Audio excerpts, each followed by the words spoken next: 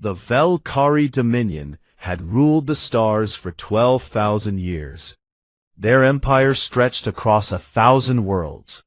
Their ships numbered in the hundreds of thousands, and in all that time, they had never lost a war.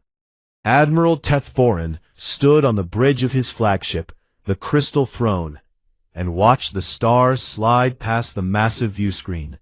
His pale blue skin glowed softly in the dim light. His 4 eyes blinked slowly as he reviewed the mission reports on his display. A new species had been detected. They called themselves humans. They came from a small blue planet in a forgotten corner of the galaxy. A planet that had been marked as dangerous and quarantined long ago by the ancient races. Tethvorin found this amusing. The quarantine had been placed 10,000 years ago, when humans were still living in caves and hitting each other with rocks. Now they had somehow developed space travel. They had colonies. They had ships. But they were still primitives. The intelligence reports made this very clear. Human ships were made of simple metals: iron, steel, titanium. They used chemical rockets and crude fusion engines. Their weapons were laughable. Missiles, projectiles, basic energy weapons that a Velkari shuttle could shrug off without damage. The humans had perhaps 60 ships in their entire fleet.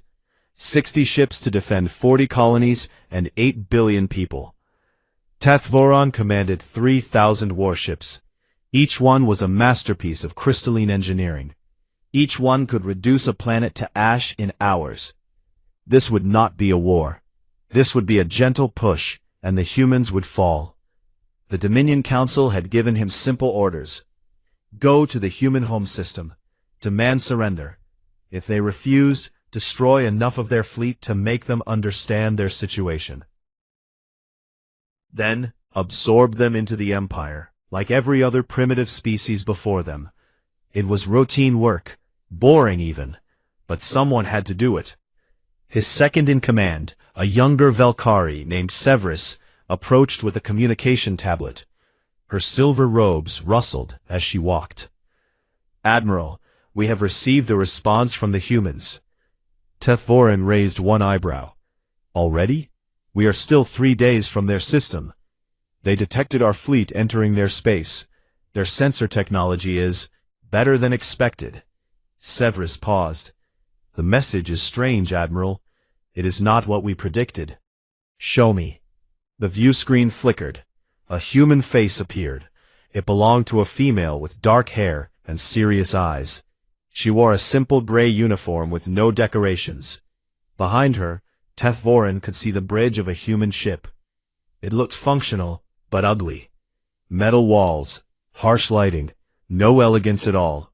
Her voice was calm and cold. "This message is for the commander of the approaching fleet. I am Admiral Chen Wei of the United Defense Council. We have detected your vessels entering our territory. We have analyzed your formation and identified your flagship. We know why you are here." She paused. Her eyes seemed to look directly at Tethvorin, though this was only a recording. "You believe we are weak. You believe we are primitive. You believe this will be easy." Another pause. "You are wrong. Turn your fleet around. Leave our space. Do not return. This is not a request. This is not a negotiation. This is your only warning." The recording ended. Silence filled the bridge. Then Tethvorin began to laugh. It started as a small chuckle and grew into a full, rolling laugh that echoed off the crystalline walls. Several of his officers joined in, though their laughter was nervous. "The arrogance," Tethvorin said, wiping a tear from one of his eyes. "The absolute arrogance of these creatures. They have 60 ships, we have 3,000, and they send us threats?" Severus did not laugh. "Admiral, should we respond?" "No. Let them wonder.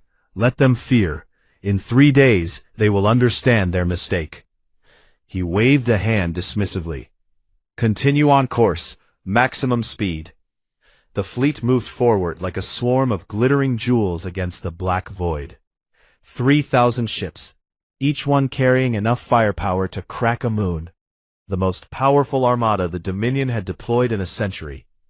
They traveled through the darkness, past dead stars and empty space, toward the small yellow sun that the humans called home. On the second day, something strange happened. The long-range sensors began picking up odd readings from the human system, energy signatures that did not match the intelligence reports, gravitational anomalies near the largest planet in the system, the one humans called Jupiter. Tethvoron dismissed these readings as sensor errors. The humans could not possibly have technology that would create such signatures. Their ships were made of metal and powered by fire. They were children playing with toys. On the third day, the fleet dropped out of hyperspace at the edge of the human system. Tethvoron expected to see a defensive line, 60 primitive ships, perhaps arrayed in a desperate formation around their planet. Easy targets, quick work. Instead, he saw nothing. The space ahead was empty. A few small satellites drifted in the darkness. The yellow sun burned in the distance. The planets continued their ancient orbits, but there were no ships, no weapons platforms, no defenders at all. "Where are they?" Tethvoron demanded. "Where is their fleet?" Severus worked frantically at her console. "Scanning now, Admiral. I am detecting nothing. No ships anywhere in the system." They fled. Tethvoron felt a mixture of relief and disappointment. The cowards fled rather than face us, probably hiding in some asteroid field, hoping we will go away. But something felt wrong. This human message had not sounded like cowardice. It had sounded like confidence, like certainty. "Admiral," one of the sensor officers spoke, his voice strange. "I am detecting something behind the fourth planet, behind the large one, Jupiter." "What is it?" "I am not sure. The readings do not make sense." Tethvoron walked to the sensor station and looked at the display himself. The readings were impossible. They showed a single object emerging from behind Jupiter's massive bulk. A ship, according to the computer. But the size was wrong. Everything about it was wrong. "That cannot be correct," Tethvoron said. "Check your equipment." "I have checked it 3 times, Admiral.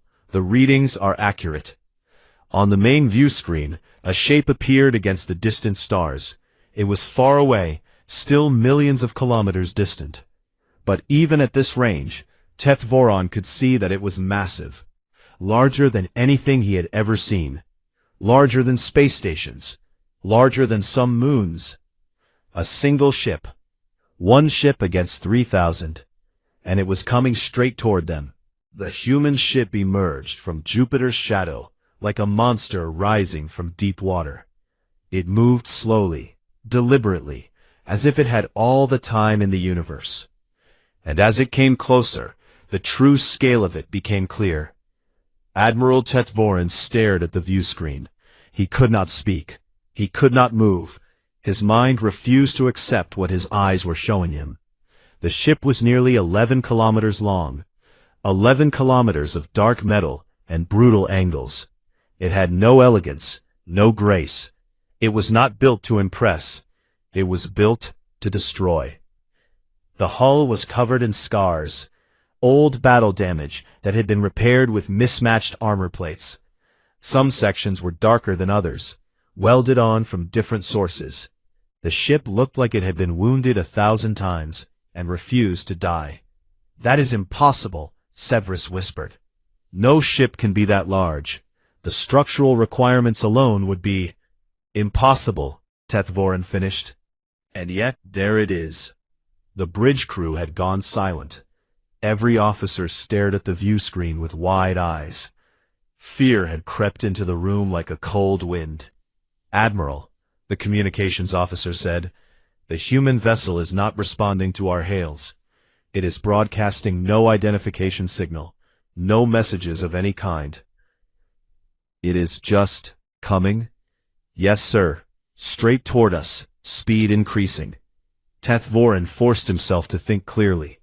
Yes, the ship was large, Yes, it was unexpected. But it was still just one ship. 3,000 Valkyrie warships could destroy anything. The laws of physics still applied. All ships, battle formation, he commanded. Prepare all weapons. We will reduce that thing to dust and continue with our mission. The fleet began to reorganize itself. Thousands of crystalline ships moved into attack patterns that had been perfected over millennia. Weapon systems powered up. Shield generators hummed to life. The human ship continued its silent approach. No hails, no threats, no attempts to negotiate.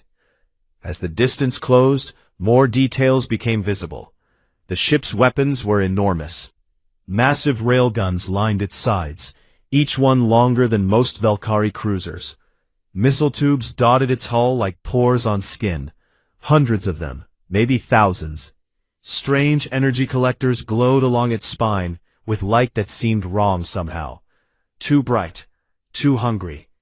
"Admiral," the sensor officer said, his voice shaking, "I am detecting unusual gravitational readings from the human vessel.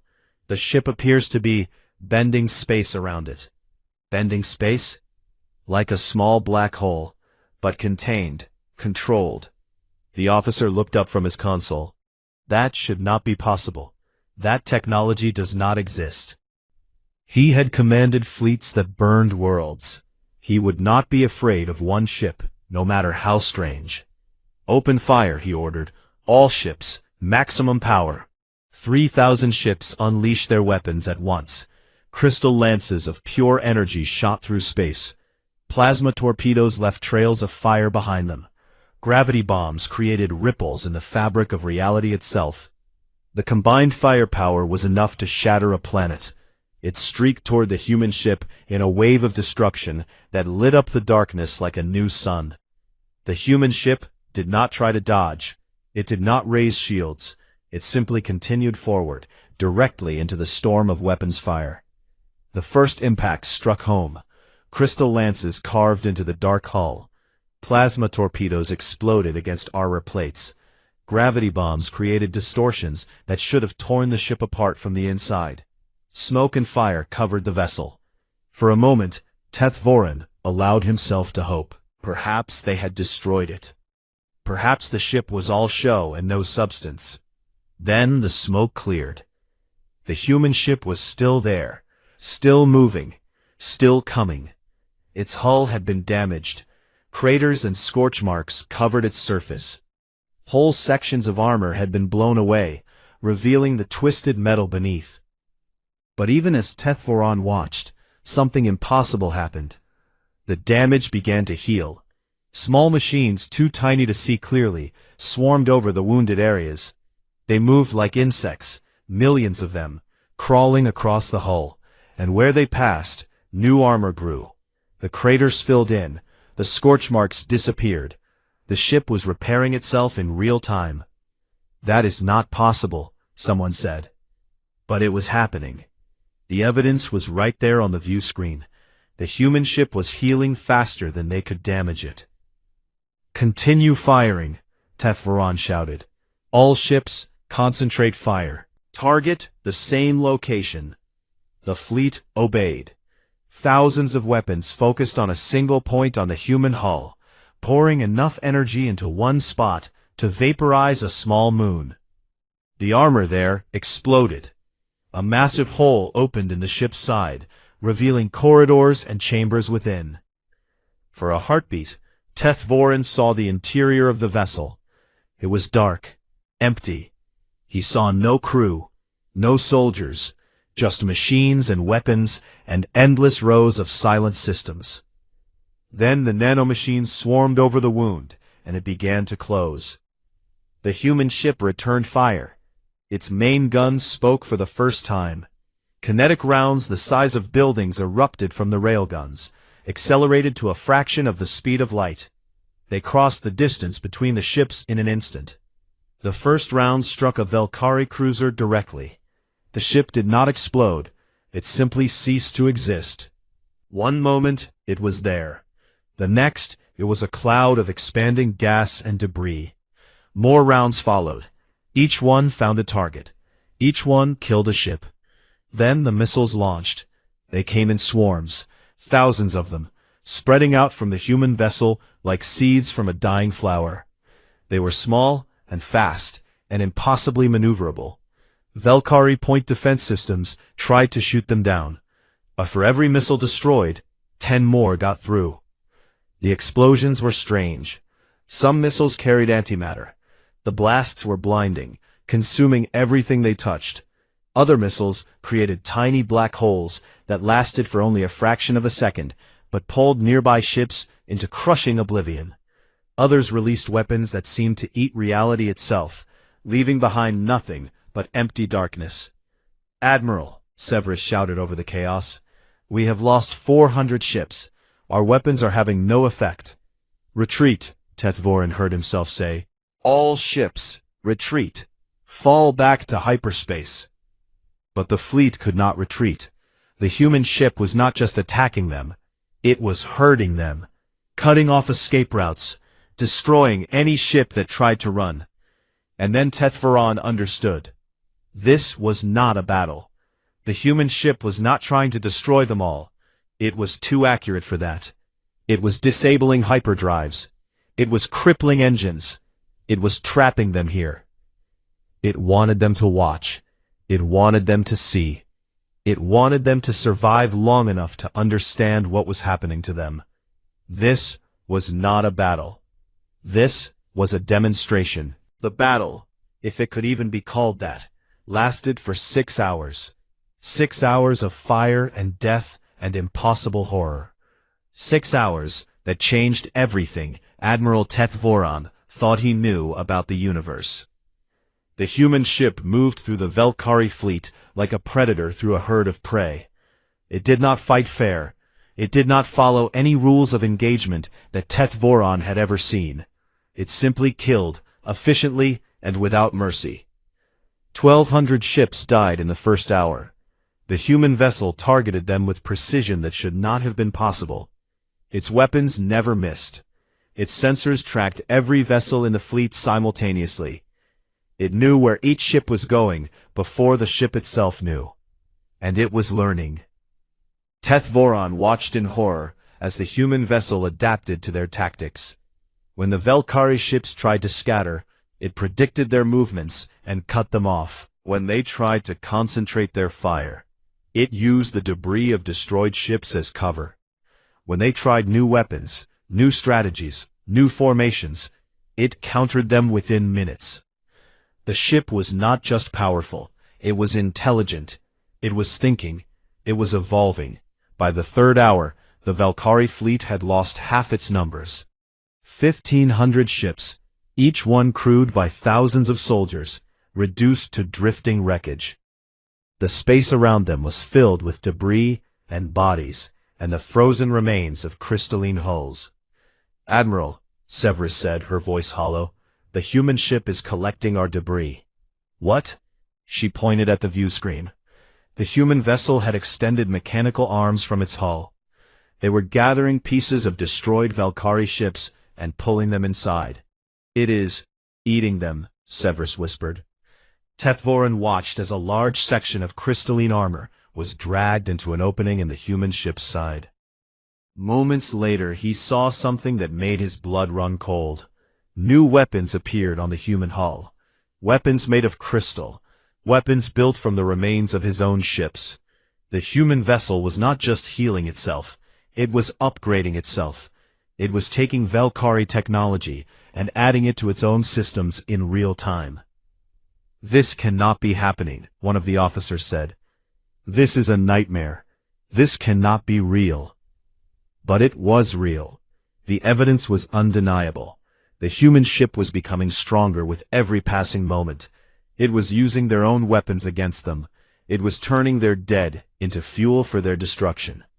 By the fourth hour, the remaining Valkyrie ships had stopped fighting. They could not flee. All they could do was watch and wait and pray to gods who seemed very far away. The human ship stopped firing. It drifted in the center of the wreckage field, surrounded by the corpses of 2,000 warships. Its dark hull was covered in patches of crystalline armor now, stolen from Valkyrie vessels and integrated into its own structure. It looked like some kind of monster that had grown a shell from the bones of its victims. Teth-Voren stood on his damaged bridge. Half his crew was dead. The other half stared at their screens with empty eyes. The crystal throne was crippled, but not destroyed. The human ship had been very careful about that. "Admiral," the communications officer spoke, "we are receiving a transmission from the human vessel." "Put it through." The view screen flickered. The same human female appeared. Admiral Chen Wei. She looked exactly as she had in the first message, calm and cold and certain. "Admiral Teth-Voren," she said, "you are still alive. Good. That was intentional." Teth-Voren found his voice. What are you?" Chen Wei did not answer the question directly. Instead, she leaned back in her chair and began to speak. 12,000 years ago, the ancient races looked at our planet and saw something that frightened them. They saw a species that had evolved not through cooperation, but through competition. A species that had survived by fighting, by killing, by adapting to every threat the universe could throw at them. She paused. They quarantined our world. They surrounded it with warning beacons. They told everyone to stay away. They hoped we would destroy ourselves before we reached the stars. We did not destroy ourselves. We came close, many times. We invented weapons that could burn our entire planet. We used them on each other. We survived. We learned. We grew stronger. Her eyes seemed to bore into Teth-Voren through the screen. When we finally reached space, we found the beacons. We found the warnings. We learned that the galaxy had looked at us and decided we were too dangerous to live. And do you know what we did, Admiral? Teth-Voren said nothing. We agreed with them. Chen Wei smiled. It was not a pleasant expression. We are dangerous, Admiral. We are the most dangerous thing this galaxy has ever produced. We know this. We accept this. And we have spent the last 2 centuries making sure that when the galaxy finally came for us, we would be ready. She gestured at something off-screen. The ship that destroyed your fleet is called the Perseverance. It is 117 years old. It was built in secret, deep beneath the surface of our moon, using technology that we stole from dozens of species who never knew we were watching them. It has been upgraded and improved and rebuilt so many times that almost nothing original remains. It is not our newest ship. It is not our most powerful ship. It is our oldest ship, our prototype, our proof of concept. Teth-Voren felt something cold settle in his stomach. You sent 3,000 ships to conquer us, Chen Wei continued. You thought we were primitives. You thought this would be easy. Let me show you how wrong you were. The view screen changed. It showed a view from outside the human ship, looking back toward the distant bulk of Jupiter. Something was emerging from behind the gas giant. Many somethings. Ships.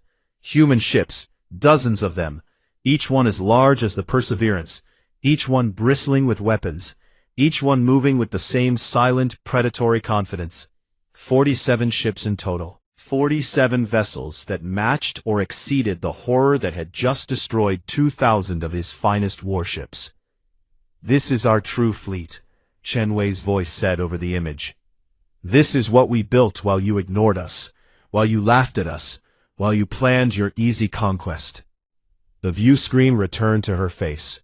You will take your surviving ships home. You will show your leaders what happened here. You will tell them everything you have seen, and you will deliver this message.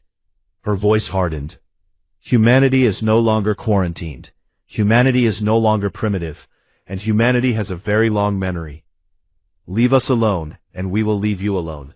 Come for us again, and we will come for you. Admiral Teth-Voren sat in the ruins of his bridge and tried to understand what had happened.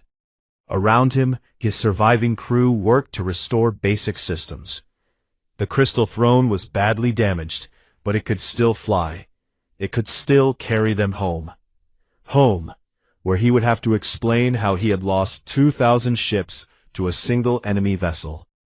Where he would have to tell the Dominion Council that everything they believed about humans was wrong. The view screen came back to life.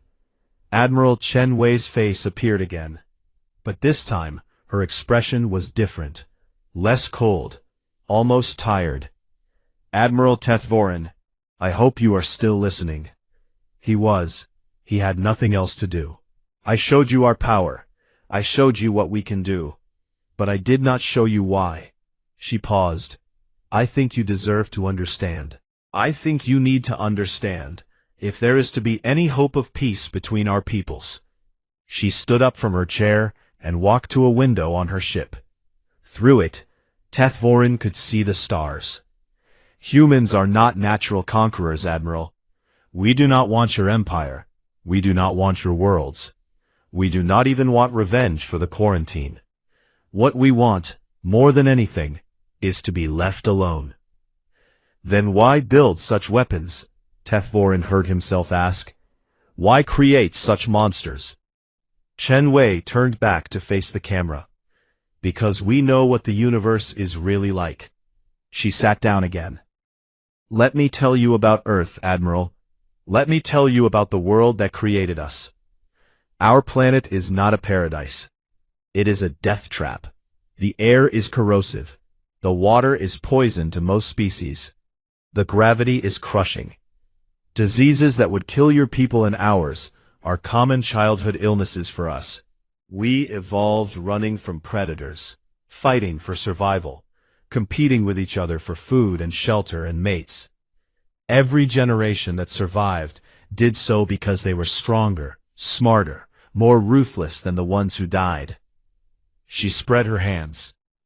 "We are the product of 4 billion years of violent evolution on a hostile world. We are built for war. It is in our blood. It is in our bones.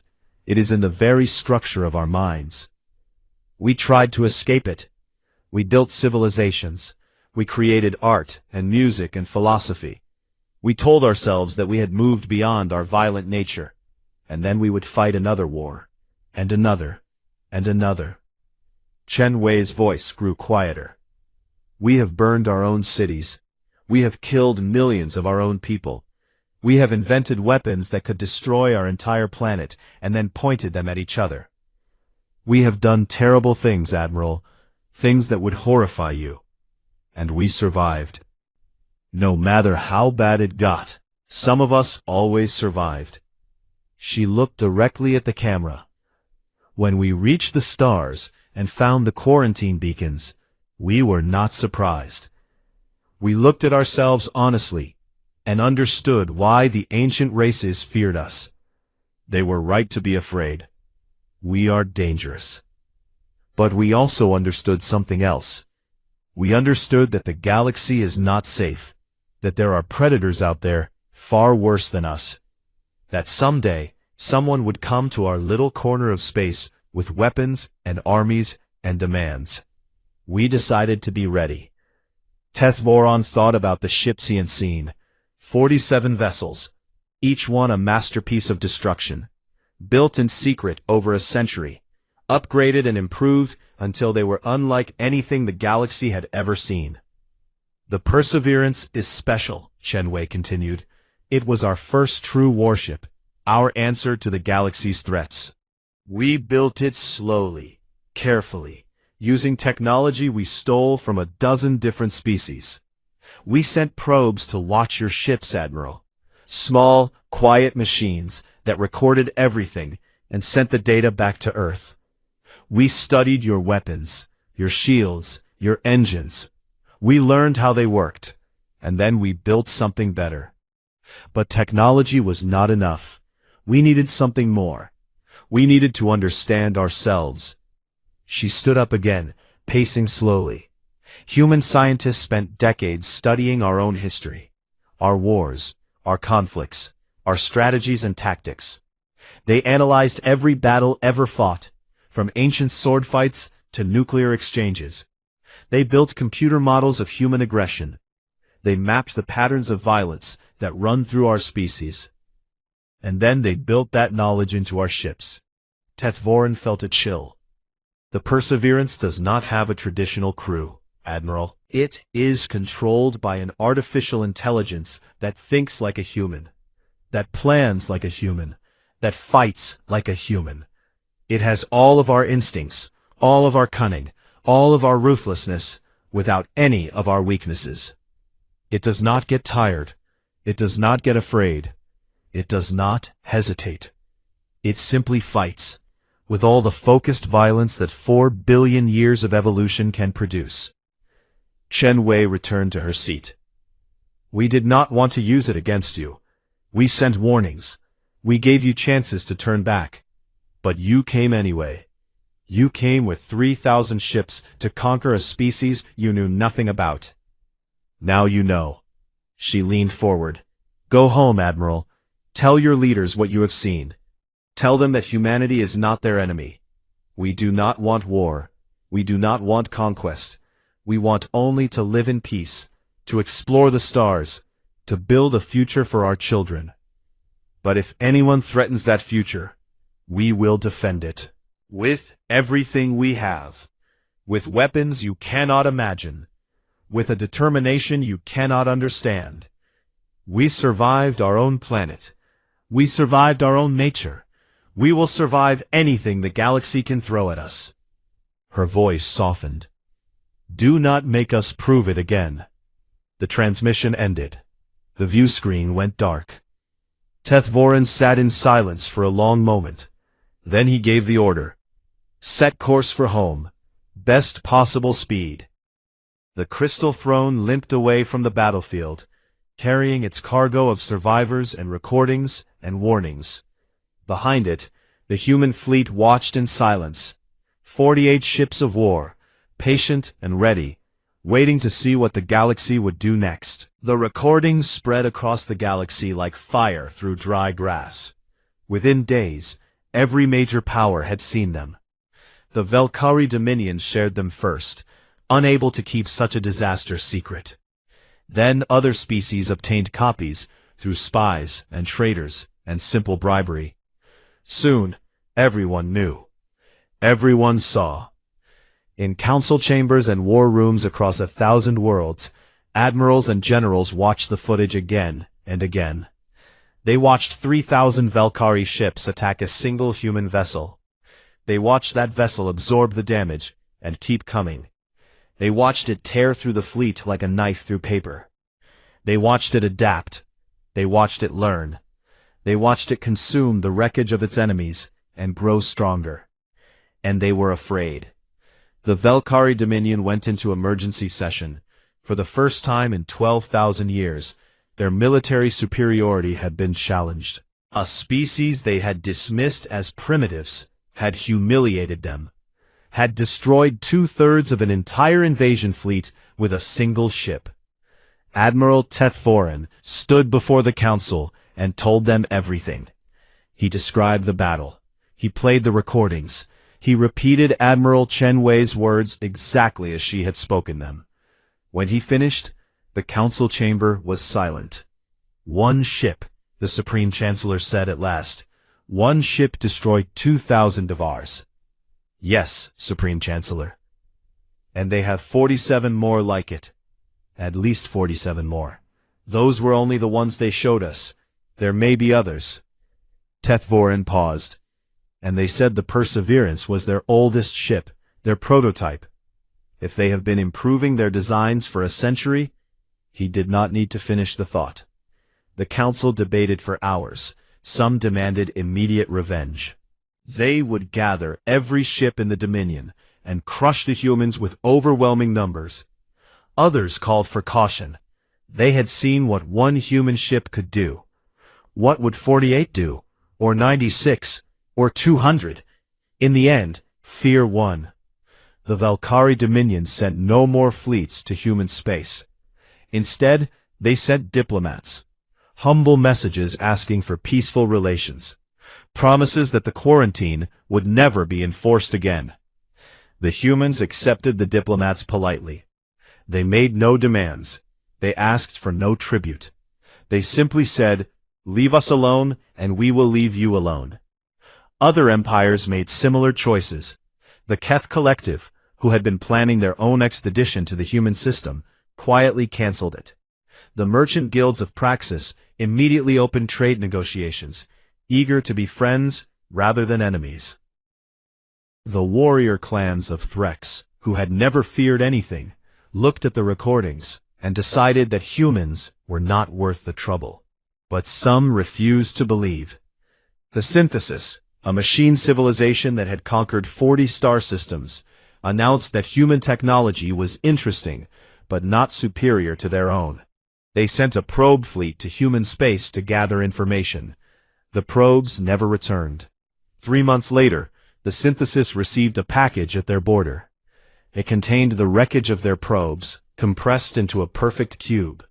Attached was a simple message: "We said leave us alone." The Synthesis sent no more probes. The Holy Empire of Carthon, who believed their gods had ordained them to rule all life, declared the humans to be demons and swore to destroy them. They gathered a fleet of 10,000 ships, the largest armada ever assembled in the Orion Arm. It disappeared somewhere in the void between stars. No distress calls, no survivors, no wreckage. A month later, a single human vessel appeared at the edge of Carthan territory. It was not the Perseverance. It was smaller, sleeker, newer. It broadcast a single message to the Holy Empire's capital. "Your fleet attacked us. That was a mistake.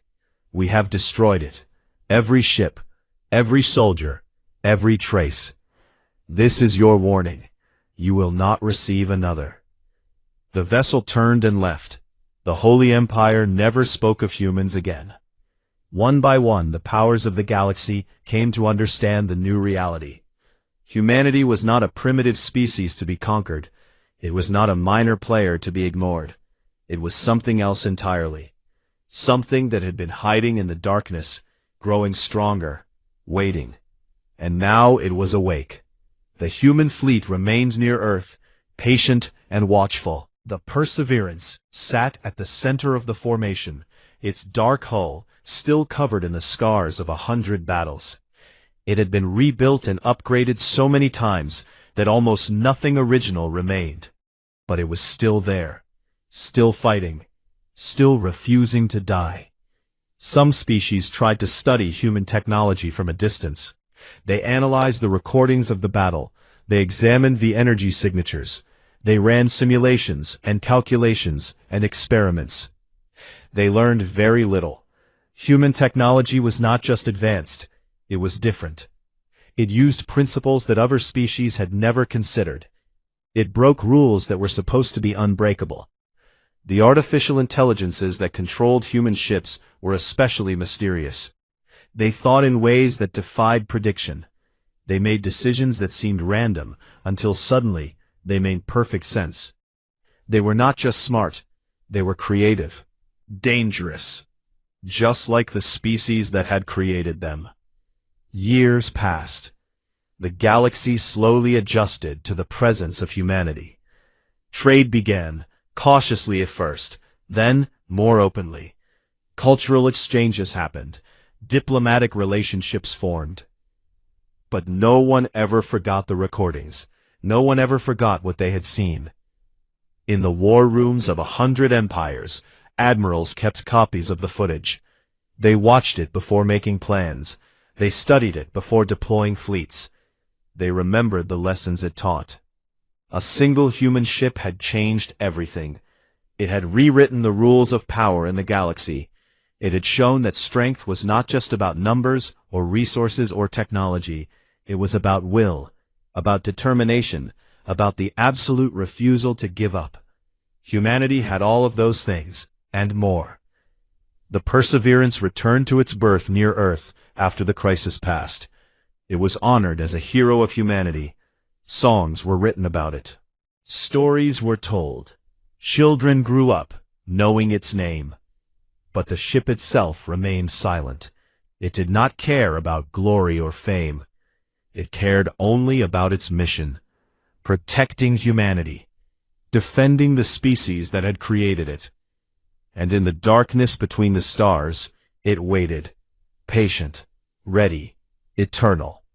If the galaxy ever came for humanity again, it would be there, and the galaxy knew it.